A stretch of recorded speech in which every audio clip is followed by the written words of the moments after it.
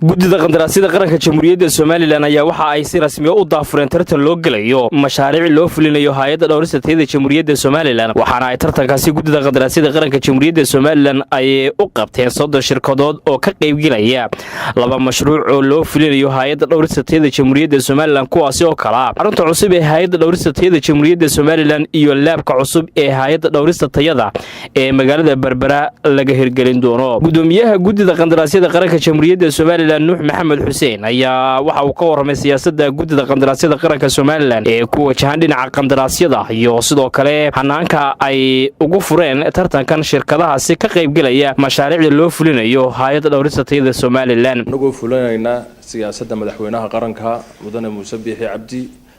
oo ahayd in loo sinaado qandaraasyada qaranka saaka halkan waxaan ku soo bandhignay laba mashruuc oo kala ah dhisme loo dhisayo hay'adda dhowrista tayada xarunta Hargeysa iyo shaybaadhka dhisme loo dhisayo hay'adda dhowrista tayada gobolka Saaxil gaar ahaan degmada Berbera labada mashruuc waxa ku soo tartamay shaybaadhka dhismaha shaybaadhka Berbera waxa ku soo tartamay 10 shirkadood xarunta guud ee yeelan doonto hay'adda dhowrista tayada waxa ku soo tartamay 20 shirkadood marka la isu geeyo 30 shirkadood ban maanta aanu tartan u qabanay insha Allah ta'ala sidii caadada inoo ahayd 30 kuba de guuleysan maayaan laba shirkadood baa laga rabaa 28 waxba heli maayaan inta aan helin waxaan kula dardaarmaynaa guddida iyo xafiiska ka caajisina shaqooyin badan baa inoo soo socda insha Allah ta'ala dhanka kalena qaar kamid ah shirkadaha loo furay tartankaasi ayaa waxa ay si niyad samaana u soo dhaweeyeen tartankan ay u qabatay guddida qandaraasyada qaranka Jamhuuriyadda Soomaaliland geesta kalena Muuse Xasan Xaaji Yuusuf gudoomiyaha hay'adda dhowrista tayada Jamhuuriyadda Soomaaliland ayaa isaguna halkaasi ka hadlay nidaamka loo wado waan ku qanacsanahay waxaan rajaynaynaa insha Allah shirkadda ku guuleysata inay ku soo baxday si cadaalad ah waxaanu ka filaynaa shirkadu markay soo baxdana insha Allah inaanu la shaqeyno oo dhisme wanaagsan oo tayo leh muxuu ahaa maadaama waanu nahay hay'adii tayada dhisme wanaagsan oo tayo leh inuu halka ka soo baxo waxaanu aad iyo aad ugu mahad celinaynaa sida muxuu ahaa wanaagsan ee guddida qandaraaska qaranku ay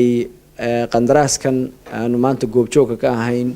ay gacanta ugu hayso agaasimaha guud ee guddida qandaraasyada qaranka Jamhuuriyadda Soomaaliland mudane Jabarte Saadle iyo Maxamed Xaydiriye Dibjir oo kamid ah xubnaha guddida qandaraasyada qaranka Soomaaliland ayaa madasha guddida qandaraasyada qaranka Soomaaliland ay ku fureen tartankaasi eraya ka jeediyay qandaraaskan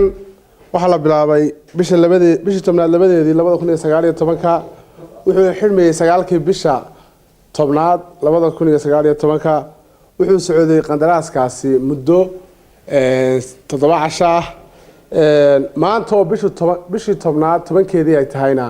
xafiiska guddida qandaraasyada qaranka Jamhuuriyadda Soomaaliland baa halkan gudoomiyuhu ku furaya inagu ka ninku waliba uu arkay qiimihii meesha lagu doonayo xukuumaddu ku doonaysay iyo qiimaha uu asuu keensaday waxa uu haray dukumiintigaas oo iyana hadhow dub loo wada baari doono ninku inuu cashuur bixiyahay inuu mataqaana capacity uu leeyahay mataqaana wax ku dhisi karo waxaasoo dhammaan waxa guddida u hadhay labada casho ay ka shaqeynayso